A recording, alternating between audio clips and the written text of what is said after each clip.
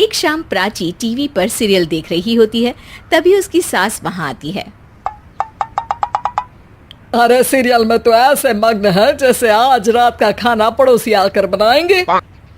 मुझे पता ही नहीं था आपने अपने बेटे की शादी पड़ोस में भी की हुई है। हैं? मतलब? मतलब इस घर में सारा काम बहू ही करती है, आप तो सिर्फ खर्राटे मारती हैं।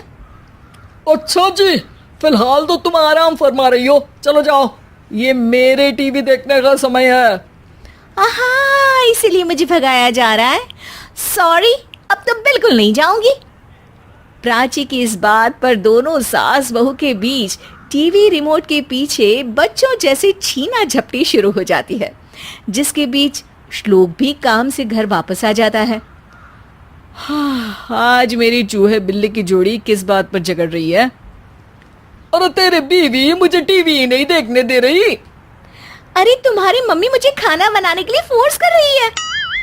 अरे वाह, ऐसे बेतुके रीजन पर तो बच्चे भी झगड़ा नहीं करते। अरे मुझे कुछ मत बोल, सब इसने ही शुरू किया है। हाँ हाँ, जैसे आप तो बहुत दूध की धूली है ना। अरे बस, दोनों चुप। प्राची जाओ, खाने की तैयारी करो।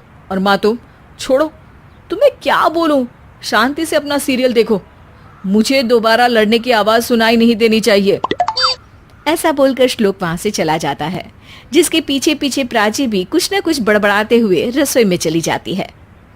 हाँ हाँ, सासू जी को तो कुछ बोलेंगे ही नहीं, बस मुझ पर ही हुक्म चलता है, खाना बनाओ, जैसे मैं इनके घर में खाना बनाने के लिए आई हूँ। इसी तरह शाम बीतती है और रात को श्लोक और प्राची की सास खाना खाकर सोने चले जाते हैं, लेकिन प्राची गुस्से में कुछ खाए बिना काम में ही लगी रहती है। इस घर में किसी को घंटा फिक्र नहीं पड़ता, मैं खाऊं या भूखी रहूं। प्राची कुछ देर के लिए रसोई से बाहर जाती है और जैसे ही वापस आती है तो वहां दूध का भरा ग्लास देखकर हैरान रह जाती है। फिक्र पूरी है, बस दिखाना नहीं है। प्राची दूध पीकर सोने चली जाती है और अगली सुबह एक बार फिर सास बहू का कार्टून नेटवर्क स्टार्ट हो जाता है। ये तुमने ही किया है। अरे अजीब जबरदस्ती है, मैं बोल रही हूँ मैंने कुछ नहीं किया। दोनों ने मिलकर पूरे घर को पागल खाना बनाया हुआ है। यहाँ कोई नॉर्मल इंसान तो रह ही नहीं सकता, इसीलिए अब पड़ोसी क्या रिश्तेदार भी घर आने से कतराते हैं।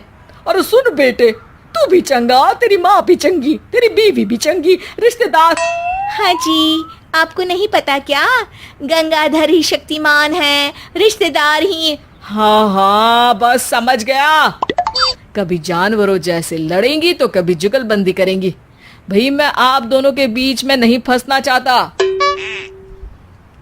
सास बहू की इस मन मौजी जोड़ी से परेशान होकर श्लोक अपना सिर खुजलाता वहां से चला जाता है। चलो अब मैं भी कीर्तन में जा रही हूँ। इस पर जैसे ही सास कमरे में अपना पर्स लेने जाती है तो वहां नाश्ते की प्लेट रखी देख मुस्कुराने लगती है और नाश्ता करके घर से बाहर निकलते हुए कुछ पैसे टेबल पर रख जाती है, जिसके कुछ देर बाद सिलेंडर वाला घर आता है। ओ मुरी मैया, मैं सिलेंडर के बारे में तो बिल्कुल भूल ही गई थी। घर खर्च के सारे पैसे भी मम्मी के पास है और श्लोक से बोला तो उल्टा 4 बात सुनाएंगे। प्राची ये सोच ही रही होती है कि अचानक उसका चेहरा चमक उठता है और वो घर में आकर इधर उधर देखने लगती है। तभी उसकी नजर टेबल पर रखे पैसों पर पड़ती है, जिन्हें वो सिलेंडर वाले को दे देती है। ये सब श्लोक देख लेता है। अच्छा बेटे, इतना बड़ा घोटाला, सबके सामने मैं तेरी दुश्मन और पीठ पीछे तेरी मेरी यारी। इस पर श्लोक एक प्लान बनाता है और शाम को सब एक साथ बैठे होने पर बोलने लगता है। माँ, तुम दोनों की बहुत लड़ाई होती है, इसलिए मैं सोच रहा हूँ कि प्राची को उसके घर छोड़ाऊं, इससे वो भी खुश रहेगी और तुम भी। अचानक श्लोक की ये बात सुनकर सास बहू शौक से उसकी तरफ देखती हैं। अरे ऐसे कैसे घर छोड़ाओगे, मुझे कहीं नहीं जाना। अरे तुमने बोला नहीं पर मैंने सुन लिया, तुम्हें मम्मी के साथ रहना अच्छा नहीं लगता, मुझे पता है।